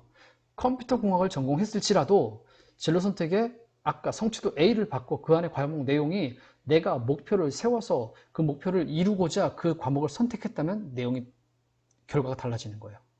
다양성. 그런데 거기에서 나의 지역을 이끌고자 우리 모둠 활동을 하는데 모둠장으로서 점점점점 했다라고 하는 리더십이 바로 나오죠. 그렇게 되는 거예요. 그러니까 기억해 두라는 건 뭐냐면 어느 교과를 선택을 해서 들을 때 그 교과 내에서 목표 설정을 할 수 있으면 좋아요. 이왕이면 진로에 맞춰서 나의 진로, 교과와 내 진로를 결합한 목표 설정 된단 말이에요. 이거는 전체가 하는 게 아니라 나의 유니크한 나의 활동이거든요. 이해가 되시나요? 다음 학업 역량 볼까요? 학업 역량 말 그대로 발전 가능성과 내신 점수 두 개. 발전 가능성도 아까 제일 처음에 종합전형 얘기할 때 있었죠. 정량 정성 평가기 때문에 1학기 때 2학기 때 다음 학기 점수가 오르고 있다면 발전 가능성 당연히 좋아지겠죠. 학업 역량 말 그대로 거기에서 뭐 자발적으로 목표 설정을 하고 거기서 점수가 얼마나 오르고 있는지, 그 다음에 몇 등급인지 내신 점수, 얘가 학업 역량으로 평가가 된다라는 거예요. 분명히 내신 점수를 잘 받은 애와 못 받은 애는 차이가 납니다. 당연히 잘 받는 게 좋겠죠. 그리고 잘 받는데 올라가고 있다, 우상향이라고 표현하거든요. 더 좋겠죠. 좌상향? 아이고, 우하향? 이거는 치명적이죠. 네. 다음 인성 부분입니다. 의외로요, 상위권 대학교 전교 1등부터 10등까지 아이들 과세특을 이렇게 분석하다 보면 오히려 인성이 제일 약해요. 그런데 지금 고등학교 2학년까지는 자기소개서가 들어가는데 고등학교 1학년부터는 자기소개가 안 돼요. 그 얘기는 뭐냐면 자기소개서를 통해서 인성 부분을 굉장히 드러나게 해가지고 내 거를 표현을 해가지고 인성 부분을 플러스 시켜가지고 붙거든요. 현재 성신여고 실정이 그래요. 그런데 지금 1학년부터는 인성 자기소개서가 폐지가 됐어요. 자기소개서 안 씁니다. 철저하게 과세특과 생활기록부에 쓰여져 있는 글로만 뽑아요. 그렇다라고 한다면 인성에서 협업 능력 가장 중요하게 보는 거예요. 협업 능력, 친구와 함께 무엇을 친구들에게 급으로부터 신뢰를 받는 학생으로서 점점점점, 이 아이는 평소에 친구를 돕는 학생으로서 점점점점, 이해하고 나누고 존중하고 경청하고 공감하고, 이러한 단어들이 대놓고 쓰여져 있으면 좋습니다. 그리고 기본 윤리를 존중하고 원칙을 준수하고. 왜 이 말씀을 드리냐면 상위권의 학생일수록 공부를 잘해요. 그래서 학업 역량, 발전 가능성을 나타내는 스스로 목표를 세워서 공부를 하고, 이 아이는 뭐 의사가 되겠다고 의사에 대한 책도 많이 보고 모두 보고 했는데 함께 하는 게 없어. 너무 많습니다. 얘네들 인성에서 치명적이에요. 그러므로 인성, 지금의 여기 보이는 이런 단어들, 이런 활동들, 학생들, 학부모님들 반드시 기억해 가지고요, 특히 상위권의 학생일수록 여기에서 조금 더 세심하게 따가야 돼요. 이게 과세특에 드러날 수 있게 노력해 보기 바랍니다. 전공 적합성, 말 그대로 본인의 진로와 맞는 활동이죠. 그거는 뭐 당연한 거니까 따로 설명은 안 드릴게요. 그러면 종합전형을 준비할 때는요, 이렇게 준비하는 게 좋습니다. 뭐냐면 아까 4대 평가 요소 얘기했었죠. 특히 인성 잘 챙기라는 얘기도 했었죠. 그 다음에 내가 목표를 세우고 탐구하는 나만의 유니크한 탐구 활동 정말 중요합니다. 그렇게 해가지고 학기 말에 발표를 하거나 보고서를 받거나 그런 일이 있어요. 그러니까는 그런 거 할 때 나만의 준비, 나만의 목표 설정을 이왕이면 진로와 관련해서 거기에서 찾는 거예요. 그게 정말 개인 역량이거든요. 정말 공부 잘하고 정말 훌륭한 친구들은요, 진짜 그걸 찾아내요. 그리고 그 활동을 해요. 그리고 기록에 남길 수 있도록 정말 잘합니다.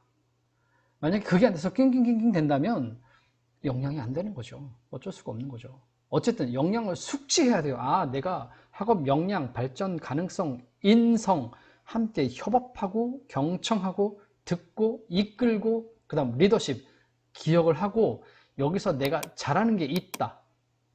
거기에서 학생들은 압니다. 엄마 아빠가 시키는 게 아니에요.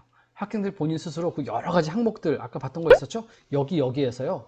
여기서 내가 잘하는 거 분명히 있어요. 그렇다면 그거는 분명히 드러나게 해야 돼요. 그 다음에 상위권일수록 거기서 내가 못하는 거 있습니다. 못하는 거 단점을 지우기 위해서 부단히 노력해야 돼요. 교과 활동 시간에. 진로 선택 시간 좋습니다.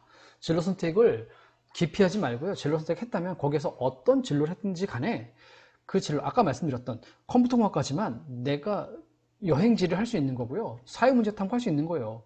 거기서 성적을 잘 받고 과세특 내용이 좋다면 융합형 인재로서 나는 인정받을 수 있는 좋은 거예요. 정보, 컴퓨터, 과학. 이 아이는 외골수 아니야? 라고 판단될 수도 있는 거거든요. 그러니까 단점을 메우는 거, 그 다음에 내신을 올리고 수능까지 가서 수능 최저를 맞춰야 되는 거죠. 종합전형은 다 해야 돼요. 쉽지 않죠. 네, 이제 공부법입니다. 공부법이요. 공부법은 자, 정시를 대비한다. 정시를 대비하는 공부법이다. 혹은 수시를 대비한다. 제일 처음 말씀드렸죠. 정시와 수시를 구분한다? 진짜 쓸데없는 겁니다. 같습니다. 그럼에도 정시 대비는 공부하는 방법이 따로 있는 것이 있습니다. 그 얘기를 말씀드리는 거예요. 자, 정시 대비 공부법, 가장 효율적인 공부법은 뭘까요? 물론 사람들마다 달라요. 가장 효율적인 공부법이요?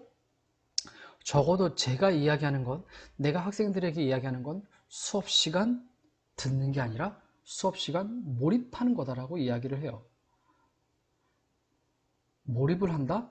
자, 얼만큼 몰입해야 되냐면 그 수업 시간에 그냥 이렇게 앉아서 듣는 거 있잖아요. 이렇게. 이건 아니에요. 이거는 아니죠. 이게 아니라, 아니면은 막 어떻게든 앉아겠다고 버티면서, 이거 아닙니다. 그럴 거면 자요. 저도 아이들에게 얘기하는데 그거는 자요. 그거는 아닙니다. 수업 시간에 몰입한다는 건 선생님이 무슨 말을 하는지 이야기할 때마다 지금 마스크 쓰고 딱 좋죠? 이 안에서 같이 중얼거리세요. 들리지는 않게. 입 모양 왔다 갔다 해도 모르잖아요. 얘기하면 같이 복면 복창하세요. 그리고 쓸 거 있으면 다 쓰세요. 그리고 동시에 외울 거 있으면 다 외우세요. 그렇게 해야 돼요. 수업 시간에 졸고 방과 후에 하겠다? 그러면 수업 시간에 전 50분 날라갔고 방과 50분은 그걸 다시 공부하는 거잖아요. 그렇게 비효율적 공부가 세상에 어디 있어요. 그건 아니라는 거예요. 야자 4시간? 새벽에 나는 잘 된다? 밤 10시부터 새벽 2시까지 4시간, 황금 같은 시간에 4시간을 하기를 수업 시간 진도 나간 거 따라가고 있는 공부를 하고 있다? 그게 공부예요? 그건 아니라는 거예요. 절대로 아니라는 거예요. 반드시 수업 시간을 잡고 시작해라. 그런데 이 영상을 시청하는 학부모님들께서 우리 아이에게 야, 너 공부 이렇게 해야 돼 라고 얘기해봤자 아이에겐 잔소리밖에 안 들리거든요. 아이가 봐야 됩니다. 아이가, 학생이 반드시 듣고 실천하길 바랍니다. 공부는, 성적은 수업 시간에 갈려요. 정시도 그렇다라는 거예요. 이게 왜 중요하냐면요, 정시 공부는 저는 이거를 내공이라고 표현하거든요. 3학년 되면 내공이 필요해요. 어떤 내공? 2시간, 2시간, 2시간, 2시간. 2시간씩 끊어서 집중하는 내공. 3교시 지금, 3교, 뭐죠? 2교시인가요? 갑자기 헷갈려요. 2교시 수학 시간이 100분 보거든요. 50분, 50분, 100분. 우리 수업 시간 50분, 50분, 수업 시간 2시간인 거예요. 그러니까 내가 학교에 나와서 8시부터 1교시, 2교시 쫙 몰입해서 듣고, 3교시, 4교시 쫙 몰입해서 듣고, 이게 정시 대비하는 거라고요. 몰입해서 아까 얘기했던 방법으로 마이크 같이 중얼거리고 외우면서 쓰면서 중얼거리면서 외우면서 들으란 말이에요. 그렇게 듣는 연습 2시간, 그 다음에 3, 4교시 잠깐 10분 쉬고 3, 4교시 이거 수업 끝나자마자 복습하는 거죠. 복습하고 3, 4교시 이어서 쫙 몰입하고 점심 먹고 5, 6교시 쫙 듣고 저녁 먹고 나가지고 또 2시간 쫙 듣고 10분 쉬고 2시간 쫙 공부하고, 그 공부를 얘기하는 거예요. 이게 내공이라는 거고요. 3학년 돼서 정시 공부하는데 1, 2학년 때 수업 시간 듣는 습관대로 공부가 되는 거고요. 그게 내공이 쌓여서 수능까지 이어집니다. 제가 1, 2년 얘기한 게 1, 2년 지켜본 게 아니라 제가 지난 5년 동안은 계속 고3 담임이랑 그 진로진학부에서 계속 진학 담당된 것만 하고 상담을 업무를 했어요. 이 아이들과 얘기하면서 느낀 거였고요. 경험을 한 거였고요. 그 전에 10년 동안도 마찬가지였고요. 반드시 수업 시간에 몰입하는 거, 그게 곧 정시 준비고 수업 시간 해가지고 수능 공부까지, 내신 공부까지 본다는 거고요. 두 번째, 숲과나무라고 저는 표현을 합니다. 숲과나무 뭘까요? 자, 지금 현역이라고 표현할게요. 고3 현역과 재수생과의 가장 큰 차이가 뭔지 아세요? 여러분들 학부모님들도 마찬가지고요. 학생들도 마찬가지고요. 매스컴을 통해서 듣기를 해마다 반복되는 얘기가 재수생 강세래요. 그거는 건국 이래로 매년 똑같아요. 올해 보래도요. 수능 보고 나면 재수생 강세래요. 그건 나래도 기자에도 그건 나도 하겠어요. 똑같은 말 한단 말이에요. 재수생 강세. 그러면 왜 재수생이 강세겠냐고요. 그 얘기를 하는 거예요. 재수생 강세.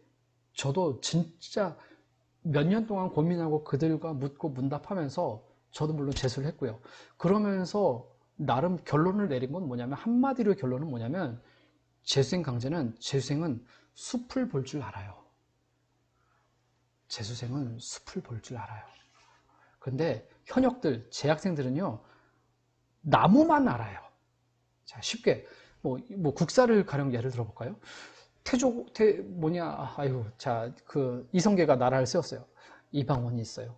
그러다가 그 아들이 아들이 그 아들을 어떻게 하겠다고 이제 그 세조가 됐어요. 세종이 나왔어요.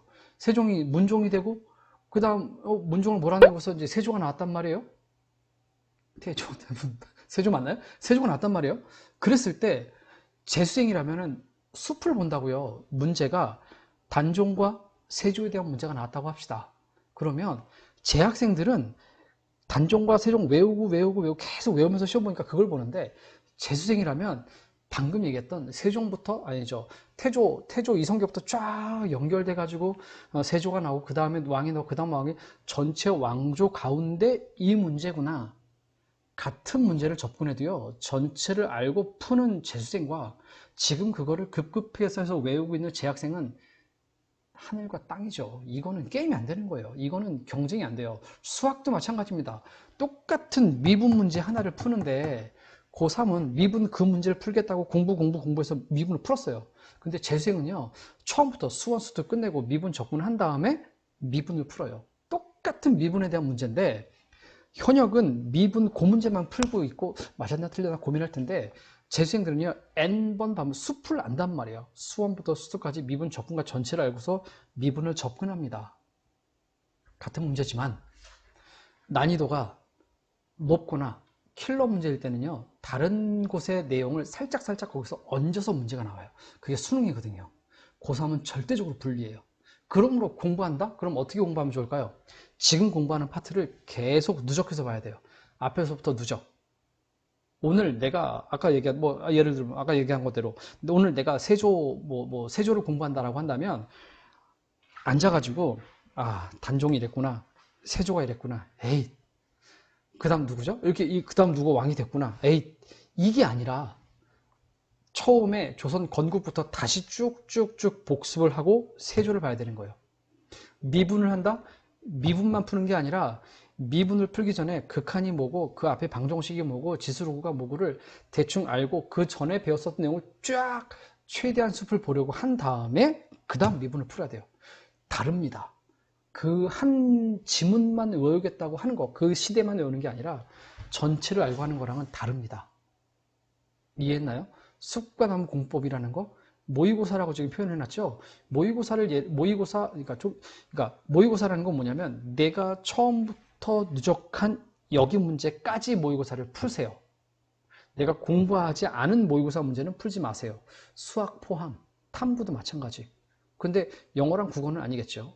그러니까 수학과 탐구는 쭉쭉쭉쭉 내가 공부한 것까지만 모의고사를 언제나 푸는 연습을 해야 돼요. 알겠죠? 그렇게 했을 때 회독수를 늘린다라는 거죠. n번, n차례를 늘리는 거는 너무 중요합니다. 수능을 준비할 때는요. 그 다음 최후까지 이것만은 포기하지 말라. 자, 내가 뭘 얘기할 것 같아요? 공부할 때 절대 포기하면 안 되는 거? 절대 포기하면 안 되는 거? 영어, 수학, 국어? 뭘까요? 잠입니다. 학생들이요. 특히 이거는 학생들뿐만 아니라 부모님들께서 아셔야 되는데 시험 한번 보고 나면 시험 공부를 하다 보면 할 게 많은 걸 알아요. 학생들 특히. 그리고 내가 안 한 걸 알아. 그러면서 다음번부터는 공부를 진짜 열심히 하겠다 결심을 해요. 그런데 아무리 결심을 하고 봐도 내가 이렇게 계획을 세워보니 할 게 너무 많거든. 양이 많아요. 그럼 어떻게 할까요? 잠을 줄입니다. 그러면서 쓸데없는 유튜버들 보고 쓸데없는 책 같은 거 보면서 누구는 4시간 했다더라. 엄마 친구 딸이 그러는데 야, 내 딸 누구는 그 집 애는 5시간만 잔다며? 4시간만 잔다며? 5시간이나 자? 어떻게? 절대 속지 마세요. 절대 속지 마세요. 3시간만 잤다고요? 와우, 3시간 잔 그 아이가 학교에서 과연 7시간 동안 중얼거리면서 몰입하고 외우고 있을까요? 걔는 7시간 중에 서너 시간은 조금이라도 집중 못합니다. 그럴 거면 7시간 자야지. 얘는 작전 실패. 3학년 되면 돌이킬 수 없는 후회합니다. 잠은 무조건 6시간 충분합니다. 깨어있을 때 공부하는 거예요. 깨어있을 때 공부하는 거 학교 수업 몰입해서 하고요. 학원 가고 인강 듣고요. 다 했을 때 10시, 11시가 됐을 때 적어도 13시간은 공부할 수 있어요. 부모님들께서 너 자도 되는 거야? 애가 지금 이제 3학년은 야자하고 있어요. 1, 2학년은 안 하고 내년부터는 하겠죠. 야자를 하고 왔는데 10시 끝나고서 학원 보내려고 하고요. 뭐죠? 독서실 보내려고 하고요. 공부방 보내려고 한단 말이에요. 절대 안 됩니다. 10시 끝나고 왔는데 우리 애가 팔팔한 것 같아. 그때부터 자기는 엄마 난 이상하게 10시부터 공부가 잘 돼. 그거는 의심해 봐야 돼요. 얘 학교에서 뭐 한 거지? 잘못한 거예요. 잘못한 거예요. 학교에서 7시간을 제대로 듣고 아주 효율적으로 공부를 하고 몰입해서 공부하고 10시까지 야자하고 만약에 지금 1, 2학년 같은 야자를 안 하니까 수업을 듣고 어딘가에서 공부하고 10시가 됐다면 머리가 뽀개질 듯이 힘들고 어려워야 되는 게 정상이에요. 그러므로 10시 되면 씻고 오늘 배운 거 혹시 복습할 거 있으면 하고 외울 거 있으면 외우면서 준비를 하다가 잠깐 누워서 11시에서 12시 사이에 뻗어야 돼요. 그게 정상이에요. 우리 집 아이가 12시가 됐는데 팔팔해. 그거는 칭찬할 게 아니라 의심해야 돼요. 얘 학교에서 뭐 했지? 잠은 절대로 포기하지 마세요. 3학년은 미안합니다. 늦었죠? 1, 2학년 이제부터 하면 됩니다. 깨어있을 때 공부하는 거 습관 들이는 연습을 해야 됩니다. 그 다음 최후 이것까지 규칙적으로 하라? 뭔지 알겠죠? 규칙적으로 하라는 거? 규칙적으로 하라는 거? 먹으라는 걸까요? 아니죠? 운동하라고요. 운동해야 됩니다. 스트레칭 해야 되고요. 근육 키워야 됩니다. 하루에 10분만이라도 스트레칭 하세요. 스트레칭 하고 그게 아니면 나가서 10분이라도 줄넘기라도 하세요. 꼭 운동하는 거 권합니다. 체력이거든요. 그 다음 공부 공간에 이건 두지 마라. 제가 이 전 영상이나 아니면은 다른 진로진학 관련된 강의를 하게 되면 학생들에게 정말 피를 토하면서 얘기하는 게 있어요. 제발 공부하는 공간에 핸드폰 갖고 가지 마라. 핸드폰 두지 마라. 그리고 공부하는 공간에 들어갔으면 4시간 동안 나오지 마라. 제가 늘 얘기하는 거거든요. 4시간 동안 나오지 말고 4시간 동안 그 공간에서 문 닫고 엄마 아빠 들어오지 못하게 하고요. 학생 혼자 4시간 동안 그 공간에 있어야 되고 핸드폰은 절대 거기 있으면 안 됩니다. 핸드폰으로 단어 찾아야 되고 인강 듣는다고요? 그거 가장 저렴한 태블릿이라도 하나 사세요. 중고, 내가 우습게 얘기해서 미안한데 중고 10만 원 들여서 사세요. 탭 하나 사가지고요. 그걸로 보고요. 인터넷 끊으세요. 그것만 해야 됩니다. 그것만 해야 됩니다. 그것만. 핸드폰 뭐 단어 찾겠다? 거짓말이에요. 뭐 유튜브 영상 보면서 강의 듣겠다? 거짓말이에요. 거짓말하지 마, 너네 학생. 속이려고 하지 마, 엄마 아빠 제발. 핸드폰, 그러므로 공부하는 게 4시간 동안요. 핸드폰은 다른 공간에 둬야 됩니다. 꺼둔다? 웃기지 마세요. 다시 킵니다. 여러분들의 의지는, 학생들의 의지는 그렇게까지 세지 모질지 못해요. 핸드폰은 반드시 다른 공간에 두고 4시간 동안 공부하고, 4시간이란 뭐냐면 밥 먹고 들어가서 밥 먹을 때 나오는 거예요. 적어도 하루에 한 번은 그렇게 해야 돼요. 학교에서 4시간 1, 2, 3, 4죠? 4시간 공부하는 거예요. 그 시간 핸드폰 안 보잖아. 점심 먹고 4시간 공부하잖아요. 그리고 저녁 먹잖아요. 주말에 아침 먹고 점심 먹을 때까지, 점심 먹고 저녁 먹을 때까지, 저녁 먹고 밥 먹을 때까지, 잘 때까지 3번 있죠. 그 중에 2번은 그렇게 해야 되는 거예요. 정시 공부는 그렇게 해야 됩니다. 스마트폰은 절대 두지 마세요. 학습법 이런 것들이 있어요. 제가 지금은 학습법 강의하는 게 아니라서 혹시나 다음에 기회가 된다면 이거 관련돼서 쭉 올릴게요. 짧게 한번 말씀드려 보겠습니다. 이 내용은 부모님들께서 보시고 학생들에게 이 부분만 컷해가지고 이게 보라고 좀 해주셨으면 저는 좋겠어요. 사실 뭐냐면 자 이제 또 얘기해 볼게요. 메타인지라는 건 뭐냐면 내가 아는 것과 모르는 것을 분리한다. 내가 아는 것을 알고 모르는 것을 몬다. 뭐 공자인지 맹자인지 이런 얘기 했던 것 같은데, 아는 것과 모르는 것을 분명하게 인지하는 학습법이야. 즉 제가 표현하는 건 뭐냐면 메타인지를 통해서 누군가에게 설명할 수 있어야 돼요. 내가 공부를 했다, 끝냈다, 특히 정시를 준비하고 있다, 내가 공부한 게 있으면 공부한 부분을 책을 덮고, 자 다시 태종태세 문단 세종까지 갔어요. 태조 이성계부터 쭉 가가지고 그 단종 세조까지 갔다고 합시다. 세조 맞죠? 세조 맞죠? 그러면 세조까지 갔다고 합시다. 그랬을 때 책을 보면서 했으니까 이제는 덮으세요. 덮고 친구에게, 보이나요? 자, 친구 하나 딱 세워두고, 어디니? 친구 하나, 너 잠깐 내 친구 윌슨 하세요. 윌슨에게, 야, 태조 이성계가 어떻게 나라를 세웠냐면 점점점점, 그래서 이방원이 어떻게 했냐면 점점점점점점, 그래서 그 아들이 이방원의 아들이 이렇게 있었는데, 그래서 그 단종이 어떻게 되냐면 문종이 이랬고 단종이 이랬고 세조까지 갔는데, 세조가 어떻게 찬탈했냐면 점점점점을 이 아이에게 모르는 뭐 아이에게 설명, 사람 있으면 더 좋죠. 엄마에게, 아빠에게 덮고서 얘기해 보세요. 그게 진짜 아는지. 거기서 딱 막히는 부분이 있을 거라고요. 저도 아까 헷갈렸죠? 잠깐만, 세조 아들이 누구더라? 세조? 세조가 아니라 누구였죠? 이방원 아들이 누구였죠? 라고 했을 때 모른다? 그거는 모르는 거예요. 얘네들이 집에 가서 시험 보고 틀렸단 말이에요. 근데 딱 보는 순간 알거든요. 책 보면. 그럼 엄마한테 얘기해요. 엄마, 아는 건데 틀렸어. 아, 그거 아는 거였는데 아깝게 틀렸어. 그거 뻥입니다. 엄마 속으셨어요. 알긴 뭘 알아요. 아는데 틀려요? 말도 안 되는 얘기하고 있어요. 그거는 모르는 거예요. 메타인지에 의해서 그건 모르는 거예요. 아이에게 속은 어머님들 모르는 겁니다. 아이가. 우리 아이가 조금만 더 하면 되는데 실수로 틀리고 있다? 아닙니다. 그거는 그만큼 틀릴 만큼만 공부한 거예요. 메타인지라고 부릅니다. 덩어리 학습은 뭐냐면 방금 말씀드렸었죠. 아까 밥 먹고 밥 먹을 때까지 그걸 한 덩어리로 보는 거예요. 그래서 그 덩어리 동안 나오지 않는 거예요. 학교에서는 2시간씩을 덩어리로 묶어요. 저는 1, 2교시, 3, 4교시 덩어리를 묶어요. 1교시 끝나고 쉬는 시간 가지 말고 앉아서 공부하라고요. 그 과목 복습하라고, 그 과목 정리하라고 시킵니다. 100분, 100분, 100분 정시를 준비하는 최고의 방법이거든요. 덩어리로 묶어서 공부하는 거, 뭐 50분 공부하고 10분 쉬고, 아닙니다. 4시간 공부하고 10분 쉬어도 안 죽습니다. 몰입하는 그 시간 끊지 마세요. 덩어리로 갑니다. 4시간 가는 거 좋습니다. NM 연기학습법, 물론 제가 만든 말이라서 말만 멋있고 별거 아니에요. 나이트 모닝 연계라고요. 밤에는요 수학 공부하는 게 아니라 자기 직전에는 암기 과목을 공부하는 게 제일 좋아요. 탐구 과목 혹은 한국사를 공부하는 게 제일 좋아요. 그걸 외우려고 하는 게 아니라 자기 직전에 쭉 내용을 머릿속에 집어넣는다 생각하고 정독을 하고 핸드폰 하지 말고 자요. 그리고 그 다음날 아침에 학교 와서 1교시 되기 전에 어젯밤에 봤던 그것을 다시 한번 쭉 공부하게 되면 훨씬 더 많은 양을 외우게 돼요. 그거에 대한 과학적인 게 있는데 지금은 그걸 얘기하는 데가 아니니까 굉장히 효과적입니다. 한번 해보기 바랍니다. 그 다음 N차학습, 아까 얘기했었죠? 여러 번 회독 돌리는 거, 계속 처음부터 누적해서 하는 거, 안 그러면 재수생 못 따라갑니다. 현역이 재수생을 받는 방법은 N차밖에 없어요. 계속 누적해서 알아야 됩니다. 공복학습법이라고 이야기를 해요.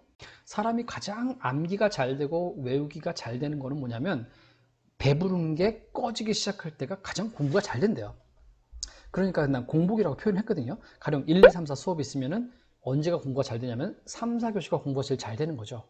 물론 아침을 안 먹고 왔다면 1, 2교시가 잘 되겠죠. 3, 4교시는 배고파서 안 되는 거죠. 공복의 단점, 이게 주의할 점 뭐냐면 그러니까 배부른 게 꺼질 때가 공부 잘 되는 거지 배고파가지고 배고프기 신경 쓰게 되는 순간부터 공부 안 되는 거예요. 그러니까 적당히 먹으라는 거죠. 그래서 수능 볼 때도 배부르게 먹지 말라고 하잖아요. 죽사 가는 게 그 원리죠. 그 다음에 쉬는 시간마다 저희 어머님 아버님도 기억나시나요? 쉬는 시간에 그거 찹쌀떡 먹은 거 혹은 초콜릿 먹은 거 그걸 먹으면서 허기진 걸 달래고 살짝의 공복을 유지하는 굉장히 과학적이었던 거예요. 그게 그렇게 해서 저녁에도 마찬가지예요. 우리 아이가 10시까지 야자를 끝내고 내년엔 그럴 거니까요. 혹은 학교 갔다가 공부방에서 10시에 왔단 말이에요. 아이고 힘들지 이거 먹으려면 만두 10개 딱 튀겨줬어요. 고3 되면 살 빠질 거야. 안 빠집니다. 대학교 가면 빠질 거야. 안 빠집니다. 부모님들 빠지셨었나요? 안 빠집니다. 밤에 아이들이 10시부터 만약에 공부한다라고 한다면 제가 말을 왜 이렇게 빨리 하죠? 죄송합니다. 10시부터 공부하겠다라고 한다면 너무 많이 먹이지 마세요. 학생들이라면 너무 많이 먹지 마. 다시 배부르잖아. 그럼 공부가 안 되는 거예요. 근데 적당히 그러니까 배부른 게 꺼져 있는 상태에서 공부를 하기 때문에 밤에 공부가 더 잘 되는 거예요. 물론 다른 원인도 다른 것도 많이 있는데 그 중에 하나가 그렇다라는 거예요. 너무 배부르게 혹사시키지 마세요, 몸을. 참 더 할 말은 많지만 여기까지. 그 다음 5대2 학습법은 뭐냐면요. 월, 화, 수, 목, 금, 토, 일 두 개를 구분하는 거예요. 월, 화, 수, 목, 금은 국영수를 공부하는 거고요. 토, 일은 탐구를 공부하는 거예요. 자, 다시 월, 화, 수, 목, 금은 국영수의 학교 진도에 맞춰서 처음부터 끝까지 그 아까 얘기했던 뭐였죠? 숲과 나무 N차학습법이라고 하는 거. 월, 화, 수, 목, 금은 계속 누적해가지고 국영수를 하는 거고요. 토, 일은 월화수목금에 배웠었던 사탐, 과탐 혹은 월화수목금에 학교에서 배웠었던 한국사 이 두 과목을 정리하는 거예요. 5대2로 나눠야 돼요. 그 다음에 학교에서 쉬는 시간마다는 쉬는 시간 때는 그 해당 교과 수업에 대한 복습을 어느 한 노트에다가 어머니 아버지께서 아이가 이야기하면 노트 좀 5권, 7권 사주세요. 국어, 영어, 수학, 한국사, 탐구 7권 정도 되거든요. 각 과목마다 쉬는 시간마다 바로 정리할 수 있게, 학생들이라면 정리할 수 있게 엄마한테 사달라고 하고, 지금 니네 용돈으로 사든가. 자, 그렇게 해가지고 과목마다 정리하는 거 필요해요. 그래야 주말 돼서 한국사랑 탐구가 정리가 돼요. 그게 안 되고서 시험 기간에 전에 공부해서 중간고사에 우리 망했잖아요. 그래 놓고서 기말고사 공부 잘하겠다라고 했는데 그렇게 안 하고 있다가 닥쳐봐요. 또 망할 거 알잖아요. 그래서 쉬는 시간마다 정리해야 되는 거 중요합니다. 복습이라고 하죠, 그거. 그게 복습이에요. 그래서 5대2 월화수목금은 국영수, 토일은 탐구와 한국사 공부한다는 거. 4분의 1대 1대 4, 이게 뭐냐면 수학을 얘기합니다. 수학. 선행 4분의 1, 수업 1, 복습 4. 학교 선생님 이런 얘기 하면 안 되나요? 하지만 할게요. 자, 보세요.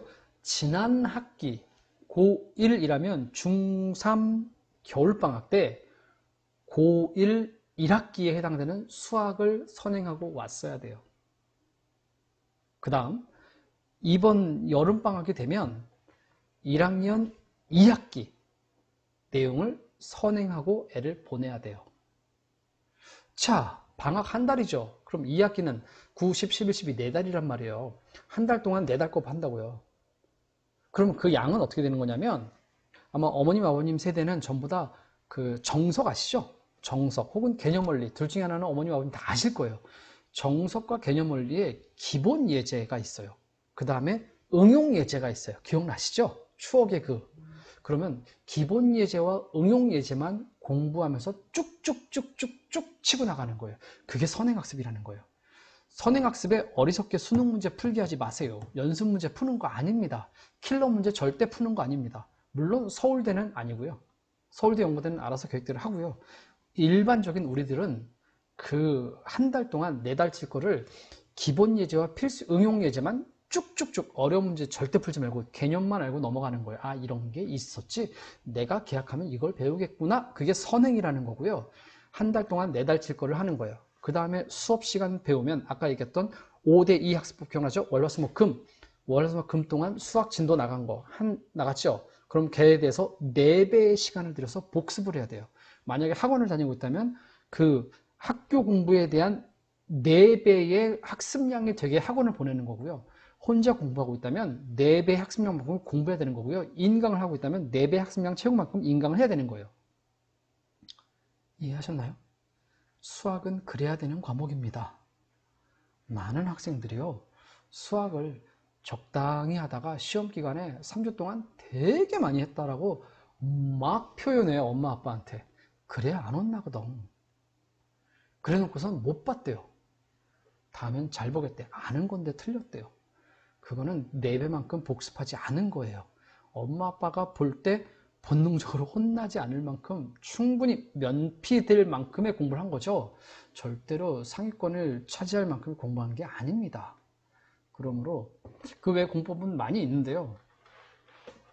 지금은 공부법을 자세히 소개하는 시간이 아니니까 이 정도로만 이야기할게요. 지금 설명드린 이 내용은 학생들도 보고 어느 정도 따라할 수 있으면 좋겠습니다. 다음, 내신 대비 공부법. 내신 똑같죠? 대단한 걸 기대하셨나요? 똑같죠? 제일 처음에 정시와 수시는 같습니다. 내신 공부와 정시 공부는 같습니다.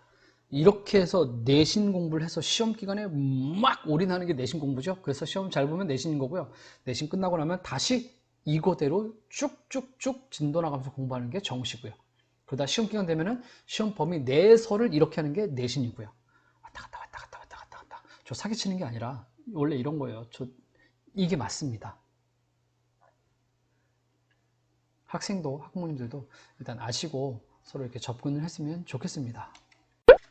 자, 팩트 체크 한 번만 다시 해볼게요.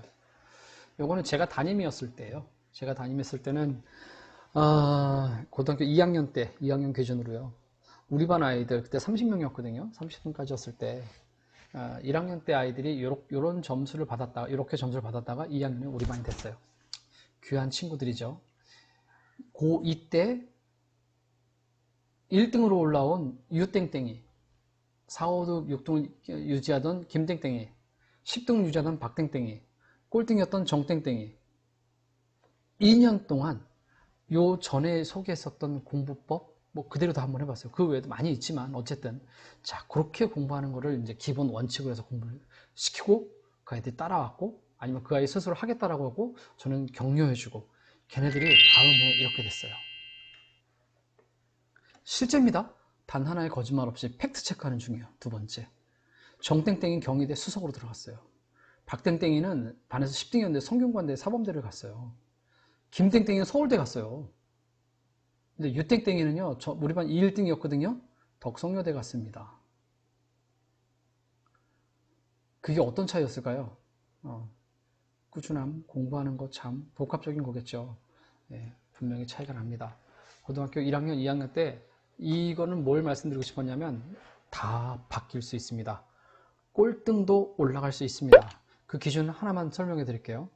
자, 보십시오. 자, 이 아이가 있어요. 이 두 유형의 아이들 한번 자 같은 듯 같은 기간 10월이에요. 제가 고등학교 2학년 때 담임했던 두 친구입니다. 이 친구의 뭘 제가 설명드리고 싶었냐면 8시부터 오전 수업이고요. 오후 수업이고요. 이 수업 시간 집중한 거 보이나요? 조금이라도 집중 못하면 비워두라 그랬거든요. 요만큼 집중 못했네요. 그쵸? 얘도 요만큼 집중 못했어요. 얘도 요만큼 집중 못했어요. 4교시가 얘한테는 쥐약이었어요. 마지막 7교시도 요만큼 못했고요. 그죠? 집중을 못했으면 비워두라 그랬거든요. 플래너는 이렇게 했어요. 얘도 요만큼 집중 못했네요. 안타깝네. 이 친구는 조금씩 수업 시간마다 살짝 못했어요. 한눈에 공부를 얼마나 하는지 보이시죠? 자, 플래너는 이렇게 쓰는 거예요. 이렇게 쓰면 좋습니다. 그 다음, 제가 말씀드리려고 하는 건 뭐냐면, 이 친구의 공부 패턴은 저녁에 공부하죠? 야자 끝나고 집에 와서 12시까지 공부하고 12시 반에 자는 아이예요. 자는 거 개똥차게 똑같은 시간 자죠. 안 자면 전 엄청 혼냈거든요. 저는 자는 거 엄청 관리했어요, 아이들. 자, 그랬을 때 12시 반에 잤어요. 근데 아침에 그래서 충분히 자고 일어나가지고 적어도 6시간은 잔 거죠. 그래서 아침부터 공부한 거 다시 말씀드리는데 수업 시간에 집중도 장난 아니죠. 이 아이가 뭐 아주 우수한 대학교를 갔습니다. 근데 이런 유형이 있어요. 얘는 상담을 하는데 자기는 밤만 되면 자야 된대요. 너무 피곤하대요. 그래서 집에 가면 해롱해롱 거린대요. 그래서 밤마다 잤어요. 그나마 토요일은 1시간 더해서 11시까지 공부하고 11시에 잤어요. 얘는 평균 취침 시간이 11시예요. 그런데 아침에 일찍 일어나가지고 아침에 와서 1시간 공부하는 거예요. 즉 학교에서 하든지 집에서 하든지 그 1시간을 어디서 할래? 좋다 나쁘다가 아니다. 이렇게도 하고 저렇게도 하고 다른 두 유형을 보여주는 거예요. 얘도 정답, 얘도 정답. 학생은 어느 쪽이 더 유리할 것 같습니까? 그런데 같은 기간에 공부한 이가 방금 한 두 명과 이 아이 볼래요? 세 번째 아이 같은 기간이죠. 세 번째 빈칸 보이시나요? 하나도 없죠. 하나도 없죠. 이 친구가 반에서 4등, 5등, 4등은 아니고 2, 3등? 아니요. 처음엔 4등으로 올라왔네요. 4등, 5등 했었던 친구인데 이렇게 고2 생활을 했거든요. 3학년 때 전교 1등 했습니다. 한의학과 갔어요. 지금 한의사로 지금 활약을 하고 있는 이렇게 하는데 성적이 안 떨어지겠어요? 근데 보면 알겠지만 오전에도 잠깐 밥 먹을 때도 잠깐 공부하고 있죠. 그 다음 끝나고서도 잠깐 공부하고 있어. 근데 보면 알죠? 저녁에 공부하고 있나요? 전혀 안 하고 있죠. 피곤해서 그냥 뻗어요. 10시가 되면 아이가 기절해요. 이 아이 어머니랑도 여러 번 상담했습니다. 선생님, 우리 아이가 집에 오면 공부해야 되는데 피곤하다고 자요. 어떡하죠? 제발 재우세요. 제발 재우세요. 부모님과의 통화 내용이었어요. 그러다 성적이 쭉쭉 올라가니까 어머님도 신뢰하시더라고요. 이렇게 하면은 자야죠. 네, 이렇게 하는 겁니다. 자는 거 이렇게 일정 시간에 자라. 이렇게 1시에는 꾸준히 잤던 거 아까 그 학생이에요. 하나에는 12시에 꾸준히 잤던 거. 이거는 제가 한 20년 가까이 우리 학교에 있으면서 아이들과 공부하는 거 확인하고 체크하고 시험 기간 돼서 확인하고 체크하다 보니까 제가 발견했어요. 물론 누군가도 다 아는 얘기예요. 공부량 보존의 법칙이 뭐냐면 진짜 학생들마다 자기 공부하는 그 양이 벗어나지를 못하더라고요. 엄마 나 오늘 이제부터 이번 기말고사 진짜 열심히 할 거야 라고 해서 기말고사 보기 2달 전부터 막 열심히 하잖아요. 그럼 시험 보기 딱 되면 갑자기 공부하기 싫어져요. 공부가 안 돼. 그래서 평소에 하던 그 시험 볼 때 그 총량이 똑같아져요. 공부 총량 보존의 법칙이라고 저는 부르는데 똑같아져요. 아니면 벼락치기를 해서라도 어쨌든 평소에 갑자기 너무 안 했어. 평소에 양이 너무 적어. 큰일 났어 하면은 벼락치기를 해서라도 결국 똑같아지더라고요. 공부량 보존의 법칙 철저하게 습관이에요. 이거는 습관이야. 강력한 DNA 습관 타고서 DNA를 타고서 이 마블링 되어 있는 이 습관 DNA가 그 습관을 벗어나는 게 힘든데 입시가 곧 습관입니다. 대학 입시는 습관이랑 직결돼요. 그런데 그 습관이라는 놈이 내가 만약에 다르게 해야지라고 막 몸부림치면서 더 하려고 하면요 3일이 위기라고 하죠. 이거는 과학적인 얘기예요. 제 얘기가 아니라. 왜냐하면 3일 동안 내가 하던 패턴에서 완전 다르게 해버리면 내 온몸이 막 다시 돌아가기 위해서, 그걸 하기 위해서, 항상성을 유지하기 위해서 몸부림치는 그 극치인 시간이 3일째래요. 작심삼일이 어마어마하게 과학적인 얘기인 거죠. 그러니까. 그런데 그 3일만 벗어나서 내가 새로운 생활 패턴을 3주를 하게 되잖아요. 그러면 그때부터 새로운 습관 DNA가 몸에 생긴대요. 제 얘기가 아니고요. 과학이에요. 그냥. 예. 그렇다는 얘기는 뭐냐면 이제 학생들이 이걸 보고 있다면 지금부터 앞으로 3주 동안 여러분들이 공부하는 거, 아까 얘기했던 여러 가지 공부법대로 수능을 준비하고 정시를 준비하면서 공부를 한다면 바뀔 수 있습니다. 바뀔 수 있습니다. 어머님들께서도 앞으로 3주 동안 아이들 한번 지켜봐 주세요. 응원해 주시고 격려해 주시고, 안 되면 성신여고 진로진학부실로 보내주세요. 권영균 찾아가라, 그 선생님 찾아가라 하세요. 기다리고 있습니다. 그래서 새 습관이 돼가지고요, 모두 공부량 보존의 법칙을 늘리는 거죠. 이 법칙을 깨가지고 새로운 법칙, 새로운 총량을 내 것으로 가져와야 됩니다. 그랬을 때 일단 공부를 열심히 해서 성적이 올리는 친구들은 대학 입시 전략 전교 1등 하면 서울대 갑니다. 그런 거예요. 전교 2등 하면 연고대 갈 거예요. 서울대를 가든가. 그죠? 그래서 이 이야기를, 이 강의를 듣는 학생 여러분, 그리고 학부모님들, 진학 정보에 도움이 되셨으면 하고, 저도 살짝 욕심을 내서 공부법까지 갔습니다. 이렇게 공부하고자 조금 더 노력을 해가지고요, 발버둥을 치고 원하는 바 목표를 꼭 이루게 되기를 진심으로 응원하고 바랍니다.